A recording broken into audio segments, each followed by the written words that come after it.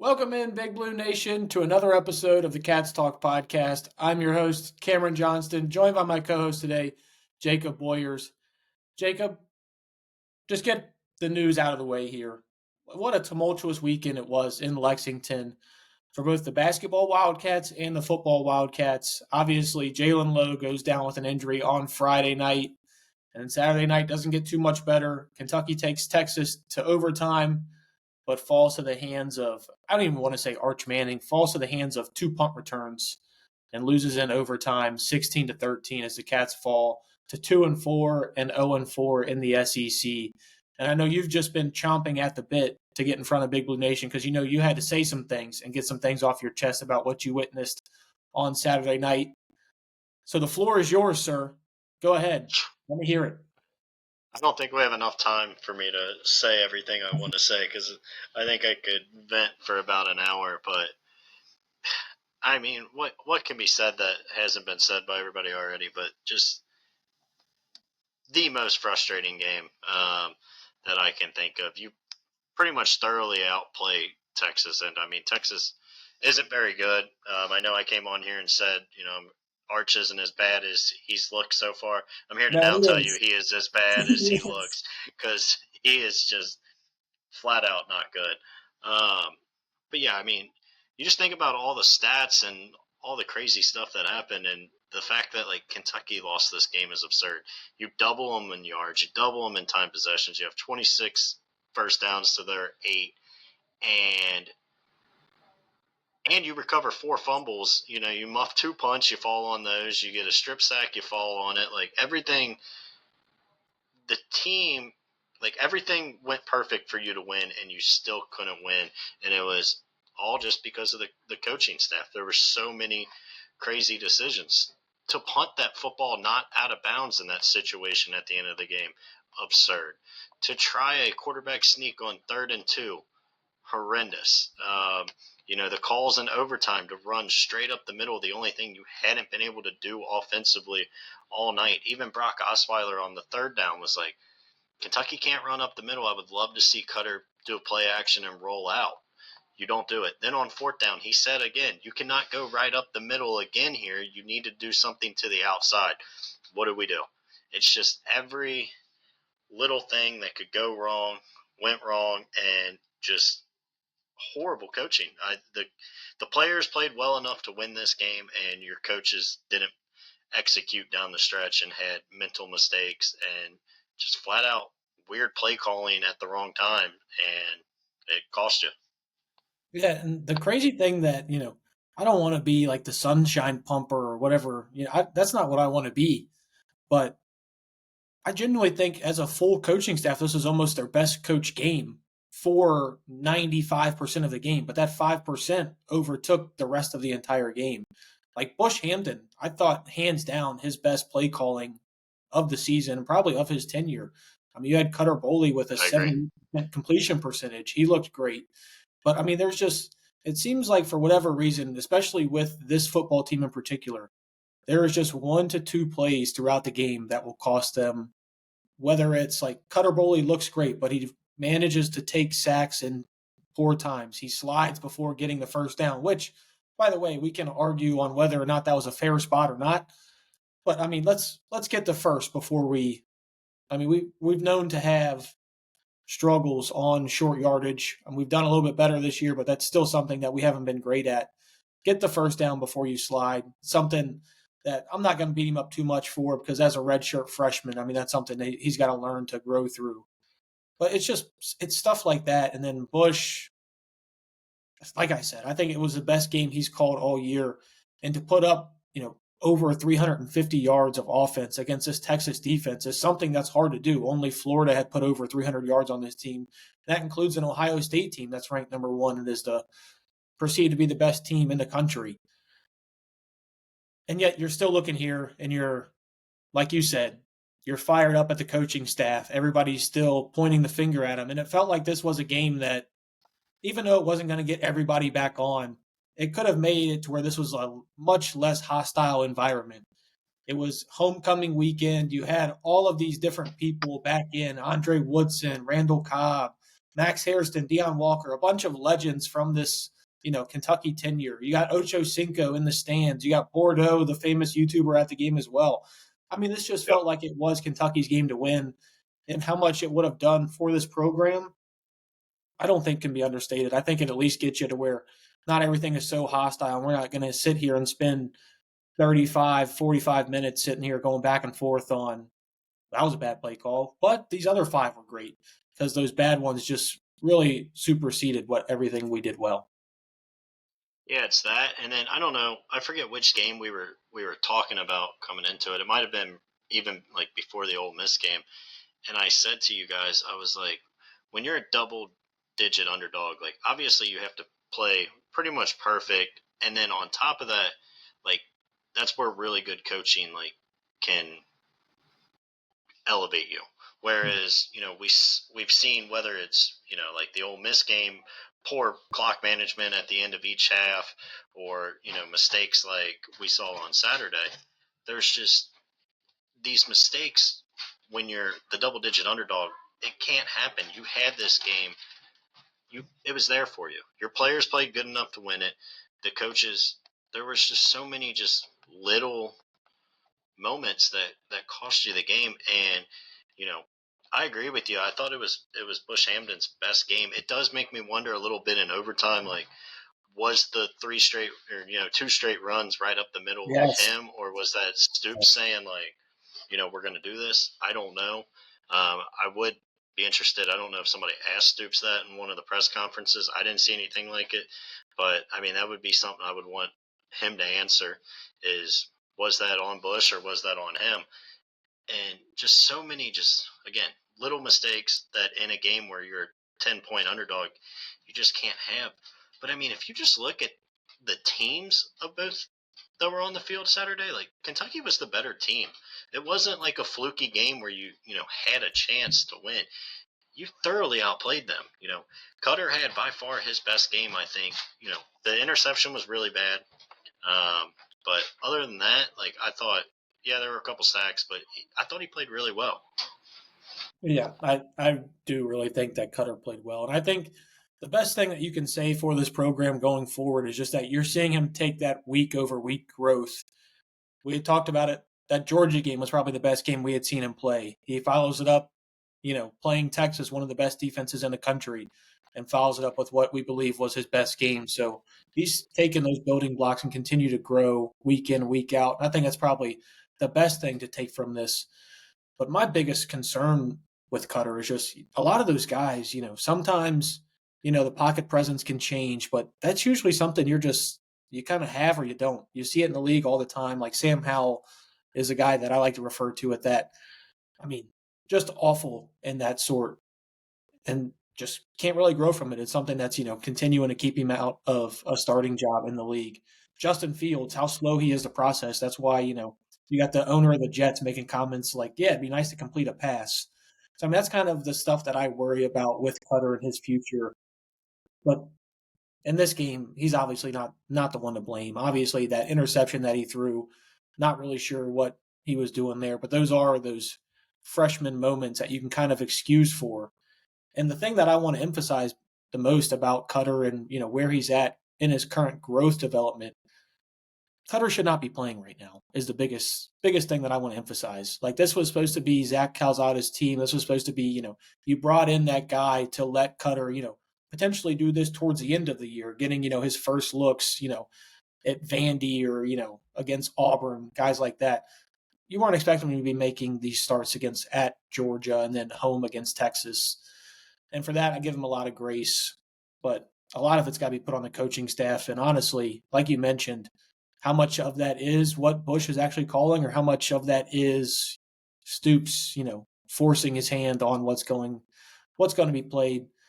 And we're never going to know that because even if someone does ask, he's going to say he's not going to want to throw his coordinator under the bus, or he's going to just, say, oh, that's on me. I did it, whatever. And you don't know if it's true or not. So we'll never know the answer to that. And that kind of sucks. But still had management issues with the clock. And I don't think that's ever going to change. The one part that really frustrated me, and, I get it from a full holistic picture point, But that drive at the end of the game where we're driving, you just need to get 3 to get to overtime. Yes, I get it. You just need 3. Why not throw up a you have big body receivers. I mean, JJ Hester had to be brought onto this team for a reason. The guy's 6'5" and just a big body. Why not give one chance at the end zone? Now, granted, I'm not saying just, Hail Mary, lob it up, but run the plays. I don't think Texas is expecting you to run anything to the end zone from your 27.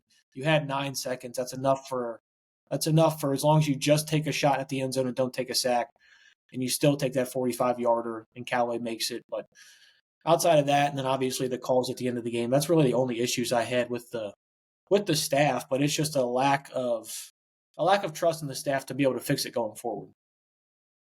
Yeah, I agree. The not throwing it towards the end zone there with 9 seconds actually didn't bother me as much, just because of kind of the points you just made about Cutter. Like, there is a world where he makes just one of those mistakes and Mm-hmm. takes a sack, or something obviously really bad happens there. But I mean, everything else I agree with completely. I don't know how we haven't talked about it. I don't know how you felt about them not taking the points. And on that first drive, I love the call to go for it. The play call to go right up the middle. Like, I mean, we haven't gotten a 4th and 1 since Chris Rodriguez was here.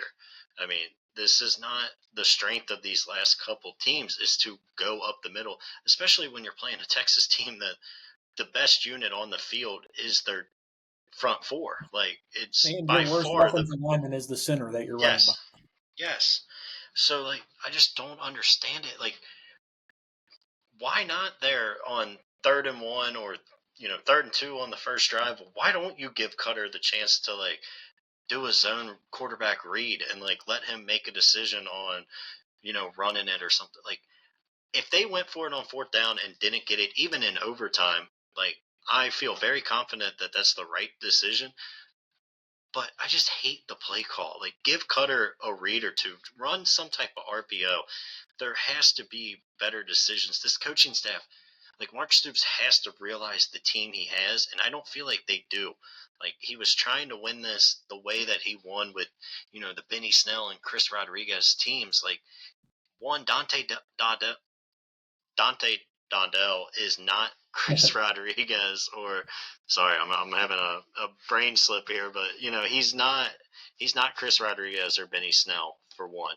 And then two, you don't have the big blue wall up there. I mean, this O line is obviously very improved from a year ago, and I think they actually do really, really well in pass protect. But if you tell me, like, for them to get a push against really any power four line, from their interior offensive line, like, they haven't done it all year, and then you just kind of try the same thing over and over again in the biggest spot of the game. Yeah, and I kind of mentioned this last week in regards to the Dante Dowdell experience.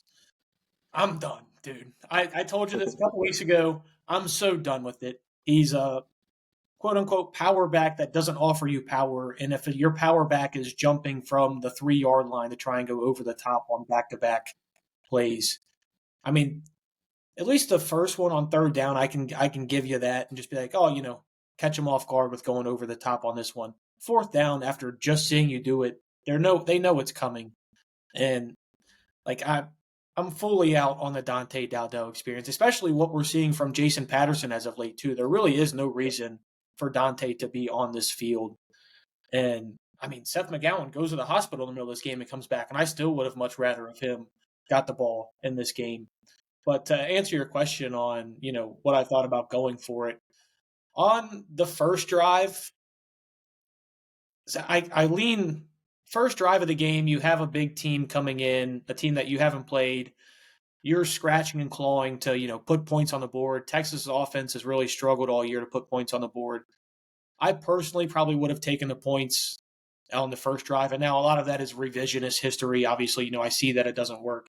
But in that moment, I think I would have taken the points. Now, granted, I would have, after Cutter's scramble, and I would have challenged that, because instead of it being, 3rd and 2, it probably would have been 3.5 yard max, or Yeah. 1st down for us. So that's probably what I would have done to have started. you know, 3 points there. Obviously, you look at it in the game perspective and you say, oh, well, 16-16, it changes the game. But we also had a missed field goal later in the game. And the one at the end of the game, I'm going for it. I mean, you have a chance. At that point, I don't think you see a world in which Texas is scoring a touchdown. And then maybe in that Football. maybe in that instance, honestly, maybe that's the reason we probably should be sitting here and having that debate on if you don't think Texas is scoring a touchdown on you, the way Arch was playing and the way the defense was, you know, actually making tackles. Which Jake, I mean, can we talk about how Right. these guys were making open field tackles? How much did it change this game? Besides on punt returns. Yeah. Okay. All right. But no, Let me I be, agree. let me be positive for a second. I mean, this team made open field tackles, and you saw just the yards just drain. I mean, it was incredible to see. Maybe that's the reason you should have kicked it there, especially after getting stopped on back to back tries there. But I mean, at what point do we have just like a week in the offseason where we sit there and we say, hey, listen, these are our 2 point conversion attempts. These are our 4th and 2. We got to have it. Our 4th and 1. Like when are we doing these? Because these run up the middles when you're going behind Jagger Burton. These quarterback sneaks, which I like Cutter and I like what he's done. There might not be a worse quarterback in the country. He's I just don't know for how big he is. It's the biggest waste of a big body at quarterback I've ever seen when it comes to that instance. It's like having Jared Goff back there. But I don't know. I mean, I probably would have went for it as well. Obviously, I would have had a different play type. I would have had different players out there in general because I'm not saying Seth McGowan gets it. Obviously, I mean, what Texas had penetration back to the 3 yard line. I think at that point, so I'm not sure anybody gets it. I probably would have changed personnel and changed the play type at least a little bit. I agree completely. Like I'm somebody that always wants to go for it. I'm very much in the Dan Campbell, Mike Vrabel kind of mindset of like, you know, you got to try to go for it. You win the game with your offense. I truly believe that. But like, I do agree with you. Like, I want to know, like, what the hell do they work on throughout the week on those? Like, like every team has a handful of plays that they feel confident. Like, if we get a 4th and 3 game on the line, 2 point conversion, we got to have it, something like that. Like, here's what we're going to call. And it's like, I can't imagine that play is successful in practice either. Like, so it's like, how do you get to the point where you think you're now 6 games into the season and you think your best play on a 4th and 1 or a 4th and 6 inches is to run it straight up the middle against probably the best D line in college football?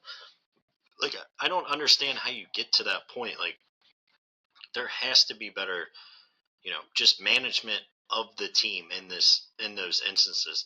And it's back to just all the complaints we've had of Stoops over the years of just like situational football is not a strong suit of this coaching staff. It never has been, whether it's clock management or play calls in those situations. I mean, we've seen him actually at times not run straight up the middle in big moments. I mean, the Missouri game, however many years ago, you got Benny Snell and they throw an out to CJ Conrad to win the game. Like, those are Hmm. the kind of plays like you can run and have, and it doesn't make sense to me. And you know Cutter played so well in that situation or throughout that game that I just hate taking the ball completely out of his hands for back-to-back plays. I mean, if you want to try it on 3rd down, sure, and then hey, we got 4th down to have another crack at it. So I feel fine with trying it once, but like, Cutter was the reason your offense had any success at any point throughout the game. And real quick, just back to the 3rd and 2, like, Bush Hamden there on that first drive, like, okay, maybe you think like, okay, that's a bad spot, but once you realize it's 3rd and 2 and you get to the line of scrimmage, I mean, even if you have to take a timeout and like reset, because there's no, I don't care if you're Philly on 3rd and 2, you're not pushing it for 2 yards. Now Philly will do it and push it for a yard and then go get the other yard on the next play, but like, and Hmm. that's like, I don't understand. It was just a wasted. play. I'd rather take the time out there and come back and reset. I mean, we don't trust Stoops with these timeouts at the end of the first half anyway. So who cares if you burn one on the first drive of the game? Like, that was such a pivotal drive, and if you don't want to challenge it, if you think the spot was a good spot, whatever. But like, once you get to the line of scrimmage and realize you need a full 2 yards, call a timeout and reassess. Yeah, and I completely agree with you. I don't want to just crap on Dante Dowdell this entire time, but I generally don't understand what he's offering this team at the moment. I mean, you get to a certain point and like, yeah, I get, he was one of your big transfer portal ads and you gave him a lot of money to come from Nebraska. You gave Zach a good amount of money and you moved on from that quickly enough. I mean, Seth McGowan and Jason Patterson are both showing you a lot more in both the passing game and the running game than Dante Dowdell is. I don't know why he's still getting that many looks and that many carries. Because I mean, outside of his 76-yard run against Toledo, I think he's averaging like 2 point something a carry the entire year. And something that I really wanted to see, and I thought we were going to get at some point. I mean, Seth McGowan has been one of the best receiving options that we've had. You're sitting there at 3rd and 2 on the goal line, or 3rd and goal from the 2. What about just like a little halfback sweep out to him? Just a little. I mean, I think that's your biggest mismatch. I mean, I know they have Anthony Hill and he's a great linebacker, but I'm going to take my chance with Seth McGowan one-on-one with a linebacker out in pass coverage than I am with Dante Dowdell going right up the gut back-to-back times. And it sucks as you look at this game and, I'm looking at the box score now and you're looking at all of these things and there's not a single thing that I'm looking at that I'm like, oh, that's the reason that we should have lost this game, or, oh, that's the reason why. Like, we had 12 different receivers catch passes in this game from Cutter Boley. That's insane. We had over 80 snaps on offense. When's the last time you can say that? I think they said the last time we had done that was in like 2021 where we had that many snaps in a game. And you're talking about a great team there. I don't understand and I would love to know, we're obviously not going to know, if this is literally Bush just saying like, hey, I have to make Mark happy because he's the guy who holds my job at the end of the day and he's going to want to just run this up the gut, or if this is something to where it's just Bush saying, oh, I trust these guys to get a yard and they don't. Because you mentioned it. I mean, a couple years ago, not too long ago, we had Lynn Bowden throwing for the game winner in the bowl game against VT. I mean, so I don't know. I genuinely have no idea what's going on. I don't know who to believe, who to trust inside those doors. All I know is right now there's a couple guys that are really starting to make headlines and make their way, and you really have to force to trust them right now, like Cutter, Seth McGowan. You're starting to see a little bit of things from Kendrick Law. He's starting to get out there a little bit more and more. And I think the best thing going forward with this program is that you're seeing a lot of these young guys really start to take that next step. And that's where I'm gonna try and get the positivity going, because I do think this team is a lot better than last year's. But like you told me right before we started, who cares? They're 2-4. Who cares if they're that much better? I mean, they got to start putting these into wins, and unfortunately, I don't see that happening next week either. Yeah, I mean, you can be positive for the both of us, because I think I'm completely off that train. But like, it's unbelievable. To your point of like, you look at the box score and you can't figure out like how this team lost. If something like that happens, there's probably a very good chance it's on the coaching staff. Like, there's just little decisions that you don't see in a box score throughout a game that cost you. And just think about like our three biggest, like nationally televised games, right? Your two on ABC when you played Ole Miss and Georgia, and then this one on ESPN at 7:40 at night. All three games, the announcers have absolutely, in the two ABC games, pretty much flat out crushed the coaching staff. And then in this one, Brock Osweiler wasn't as like blatant and like his criticisms and saying like, I don't understand what the staff's doing. But there were 3 or 4 instances where he said like, the one thing you can't do is what they do, and they do it after like he's saying it. Like, if the announcers are saying this, like he said it before the punt there at the end, he's like, you cannot give this ball to him in space. This ball has to be punted out of bounds, or you got to do something. Punt it way up in the air, give your guys time to get down there. Something. You cannot give them a chance to return this. And what do we do? Like, that is a coaching lapse. The only way Texas is going to get yards to get in field goal range is through that situation. And like the other part that we haven't talked about, Kentucky got very lucky. I texted you guys when they were running the ball out, and I said I got a ton to say on Tuesday. And then next thing you know, they run the football out of bounds to give Kentucky a minute and a half to work with. Like you were lucky to even have that drive that Cutter could go on to tie the game. And then I already mentioned it, but pretty much saying like you can't run the football up the middle here, and then we do. Like it's like everybody in the universe understands these situations and knows what to do, besides the people that are making those decisions for Kentucky, which is to me the most frustrating part. Yeah, and I think the thing that's so frustrating is that, like, if I asked you, like, is this the best game that this team has played both offensively and defensively Oh together yeah.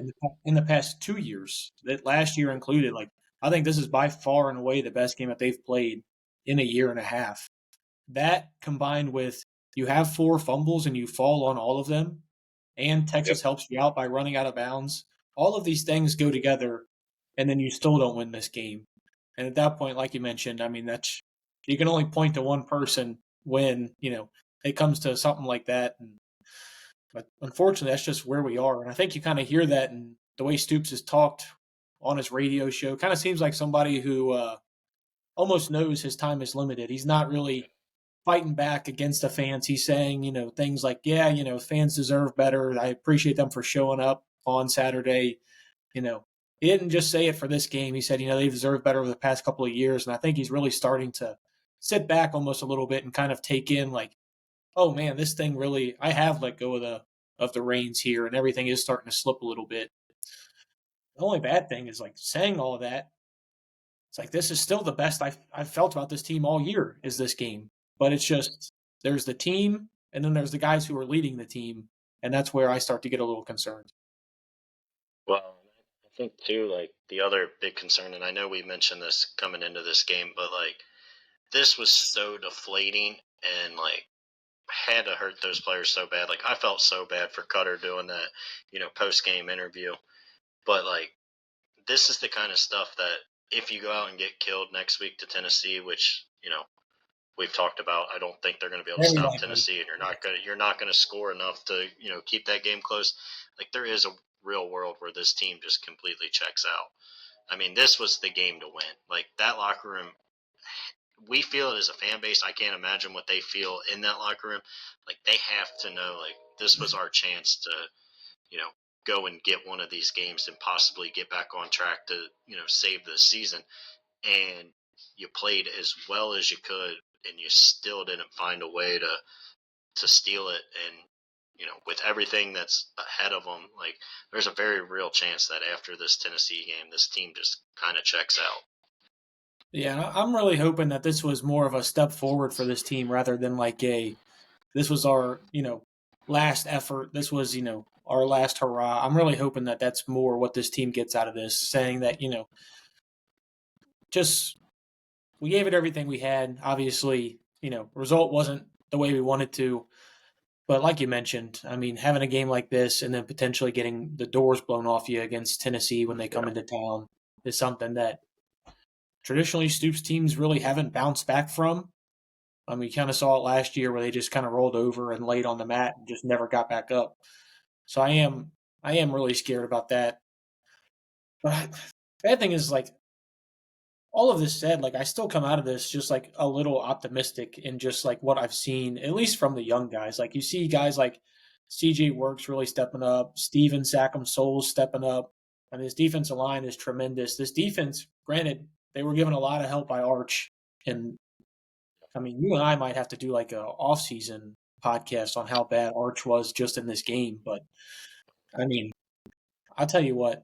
And then, I mean, I think the worst news of all of this is just DJ Waller was supposed to be a go for this game, gets hurt in pregame warmups. I don't imagine he's back for the entire year. I mean, that was already him missing 3 games. Tries to fire it up, doesn't have it, can't play. I can't imagine we see him back this year. And with that being potentially your best corner, having to mix guys like Terion Nichols out there and just a bunch of young guys. And, you saw some of those guys show up. Unfortunately, where you saw them a lot was on punt return. and you saw them miss tackles, and you saw that be a big part of the game. I don't know, man. It sucks because you look at it in a holistic standpoint, you're like, this is the best game this program has played in a year and a half. Offense looks good. You got a young quarterback that's playing well. You got young receivers that are making their mark. You got a defensive line who's good. The offensive line is so improved. You got guys that are, showing out, making plays along the defensive front that are young. You look at all these things, you're like, I can start to see something building here. But then there's a big, shadow that this program's in. And I don't want to fully put that on Mark Stoops, but I mean, you kind of have to. I mean, he is the reason, we're down in this spot now. And hopefully, if we make that change, obviously you and I both have made our stance on whether we would do that or not. Hopefully you can retain a lot of these guys. Hopefully it's not a, fire sale transfer portal season. Hopefully you bring in a lot of guys that you want, but there's a lot of these guys that I'd love to see stick around too. Yeah, and like that's the part for me that makes it a little tough to get excited is just because, you know, I don't care if every single one of these guys say they're coming back. If you have the same, guy at the helm next year, there's not going to be any excitement to begin with. Exactly. And then two, like if you do have that change that I think we both are, expecting and hoping, like then there's the world that none of these young guys come back anyway, because I mean the way you look at it in college football now is, unless you go get a coordinator, if you get a head coach from somewhere, he's probably bringing just about that entire roster with him. I mean, yeah. and then, I hope Cutter sticks around, and I hope he's here for whoever the next coach is, and hopefully it's an offensive-minded coach that can really get the best potential out of him. But you also know that, like, a lot of these guys, they want their own quarterback when they come in. So, it's just hard to get excited. And unfortunately, we have 6 more games of this, and then I guess we'll kind of go from there and see. But, like, there's really nothing that gets me motivated and excited for the rest of this year and then next year going forward until that change is made. And then from there we can kind of look at, who would we like to have back and who we wouldn't. But I do agree with you. It was really all the young guys making plays. I mean, Harley Gilmore had probably, his best game. It was a guy we haven't mentioned yet. I thought Willie Rodriguez had some good moments. So just you have these pieces, but again, it doesn't matter when the players go out there and make all these plays to put you in a position to win, and your coaching staff kind of lets them down. I mean, it would be different if everything went the exact same, and then you get 4th down and Cutter throws like a pick 6 or something, right? Like the whole vibe of this would feel different. I would actually, as weird as it sounds to say, I would come away feeling more positive about this team going forward on that. Because, like, that's something as a young quarterback gets better, you correct. Or, just the ball bounces a different way here or there throughout games. Like, these coaching lapses, when every single game, there's going to be 5 or 6 moments or plays or time management, whatever it may be, there will be 5 or 6 different moments throughout a game that the coaching staff will screw up. And it's been 13 years of this, and it's not going to get any better. So for me, that's the frustrating part. That's why it doesn't matter how great any of these young guys look. I don't feel good about the rest of the season.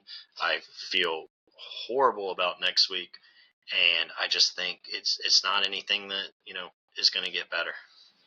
Yeah, and I will say the one thing that I really want to see from this staff, at least next week, I want to see this offense keep that same up-tempo pace that they worked with this week. Because I genuinely think I genuinely think that is something that Bush Hamdan has wanted to do since he's come in here, but he's kind of been told, hey, listen, this is how we win games. We slow the clock down. We don't get off too many plays. But you mentioned it. The reason we saw a lot of plays from these guys is because there were plays to go around. Like when you're only playing, you only have 40 plays. I mean, you can't, when you're assuming, Seth is getting 15 of those attempts, you're dropping back those other, 20, 25 times. There's only so many touches to go around. And I think that's what I took away from at least this offense and what I'm hoping they do against Tennessee, because you mentioned it. You want any chance in that game, you're going to have to score a lot of points, and you're going to have a lot of plays run on your side too. So that's what I want to see. And, I know probably sound like the biggest Bush Hamden fan in the world most of these podcasts, but I mean this is the best this offense has looked in quite some time, and I really hope that they take it and look at it and be like, hey man, we did this against this Texas defense. You can do it against this Tennessee defense. This Tennessee defense has been Yeah. bad so far this year. You can put up points and put up yards against them.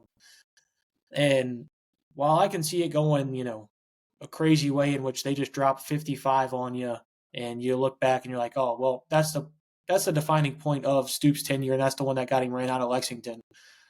I can also see a world where they're at least competing in the first half, and they're actually putting up and going almost score for score with them, as long as they do keep that up pace tempo like they did this week against Texas. Because I think if you're going to be able to move the ball against Texas, you can surely do it on Tennessee. Yeah, and I agree, and I expect the offense to look good again next week. I mean, I'll wait and give you my score, but like, I expect the offense to still be kind of a bright spot. But like, the issue, with next week is like, again, you're going to need Cutter to play like almost perfect. One bad pick or strip sack or something, and something gets housed, the game will be over right then and there. And I almost worry like next week's probably going to be the game where Stoops like tells these guys to slow it down. I mean, that's just how he is. He's going to want to try to limit Tennessee's possessions. This is why He's I'm not saying going to I'm want to get. tired of hearing all No, this about Bush. I'm tired of no, it. I get no. it. I agree. The overarching Yeah, numbers no. on them don't look good. We haven't scored 3 touchdowns in any, Power Four conference I've, game.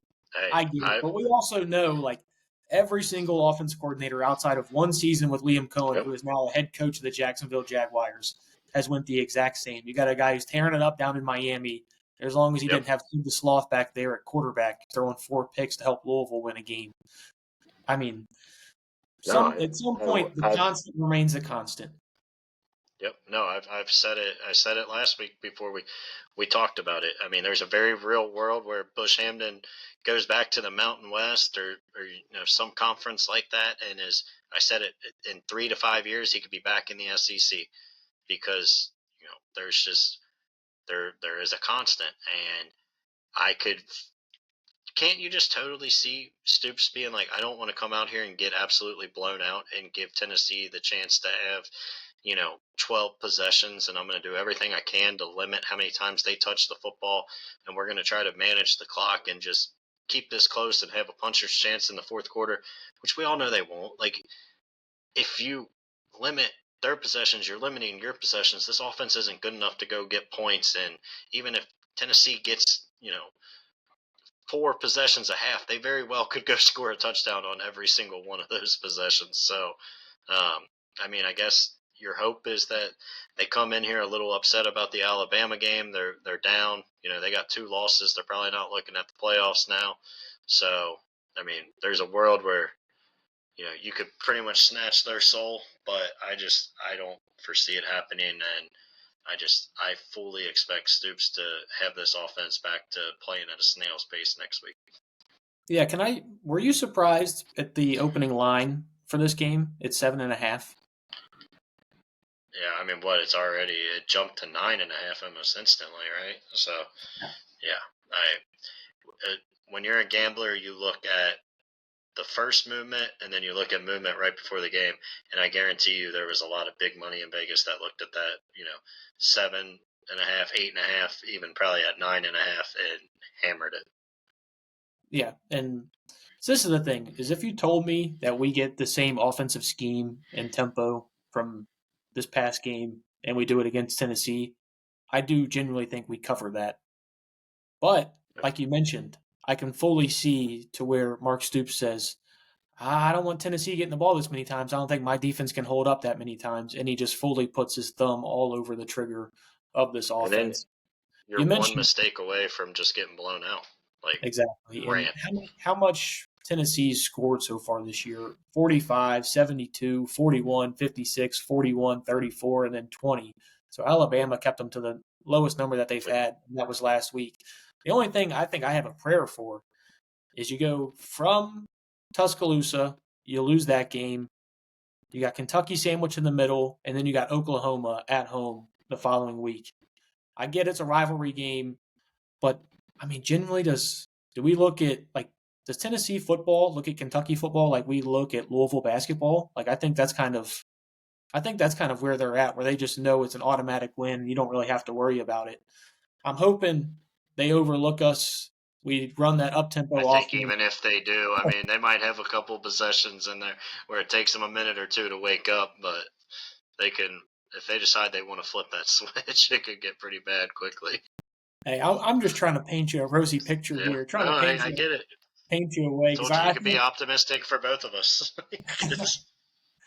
But all this being said, I think we've touched on a lot of things that feels like we're almost circling the same wagon every week, even though I think it's going to be the next six this games.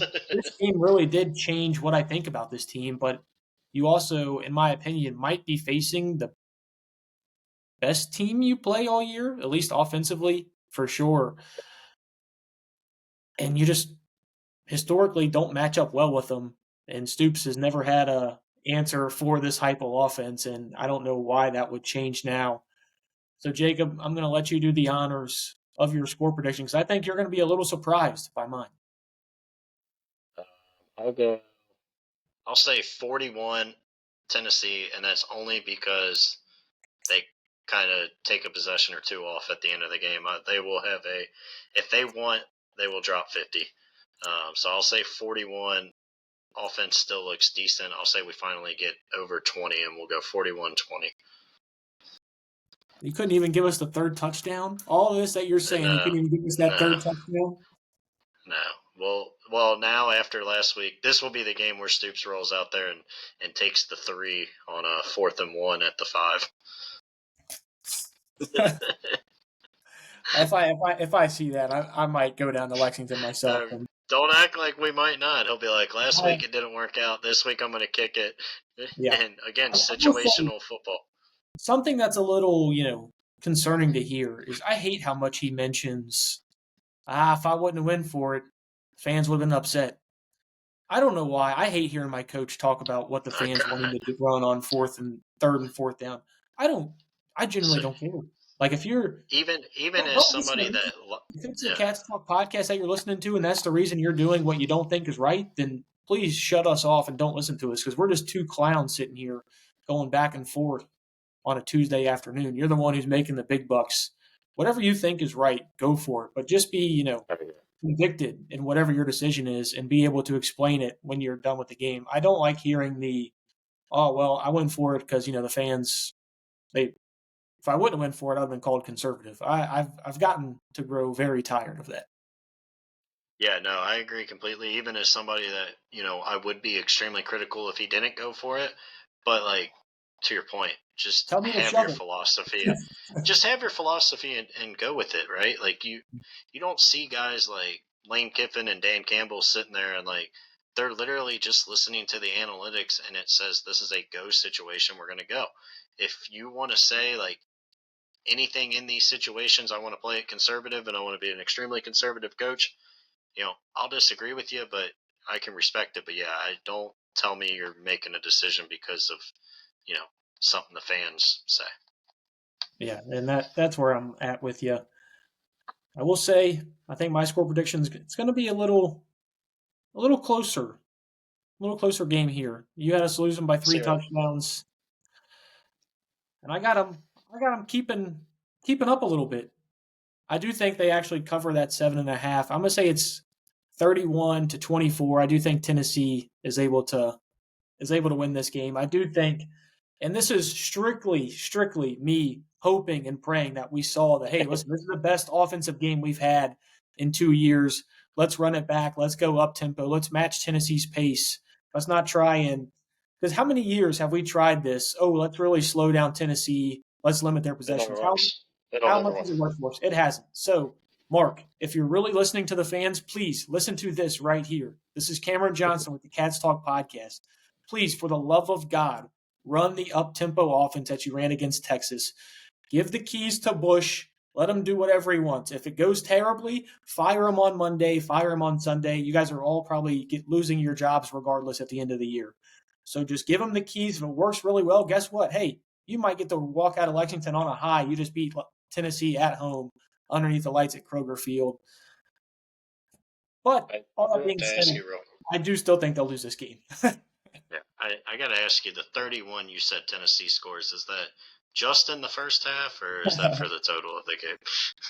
I'm telling you, Because this is if they if keep it up tempo. If they if keep up, we come in here next Tuesday and they hold them under 40, I would say that was a win.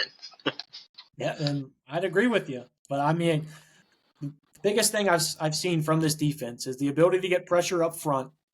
I think that'll cause Joey Aguilar to make a couple mistakes, maybe force a couple balls and give us turnovers that eliminate their possessions and the amount of possessions they get in this game. And then the thing I liked the most of what I saw last week was this team's ability to actually tackle in the open field. There wasn't as many leaky yards. There wasn't as many yards after the catch. Hopefully they can string 2 weeks of that back to back. And hopefully, you get a little bit of Arch Manning in Aguilar as well. Hopefully he overthrows some guys, misses some guys as well, because these are college quarterbacks. They're going to miss just like the kickers do. That's going to be my point is, you're not playing Arch again this year, unfortunately. But, old sunshine pumper Cameron Johnston, we all know how he is.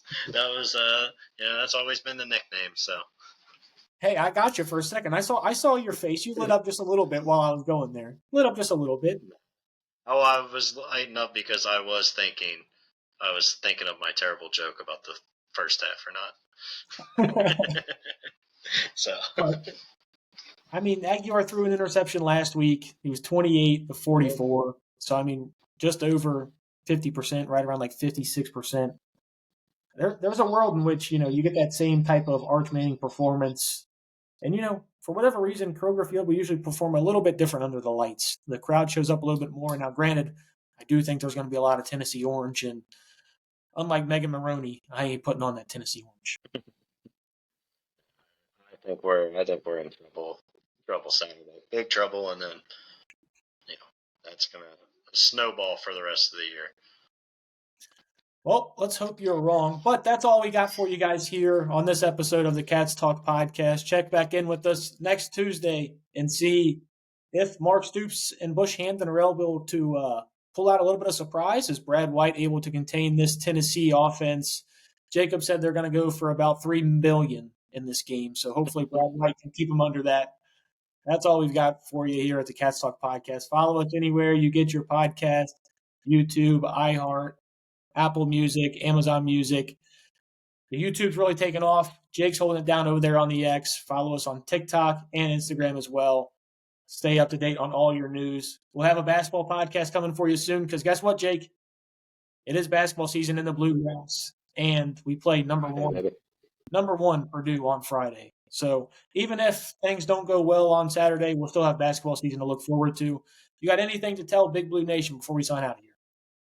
Oh, stay strong because it's not going to be a pretty last 6 games. So make sure you got your bourbon stash ready to go for these Saturdays, and just get through November, and then December your Saturdays will be engulfed with college basketball. Stay strong, Big Blue Nation. Cats Talk Podcast is out of here. Go Big Blue. Go Big Blue.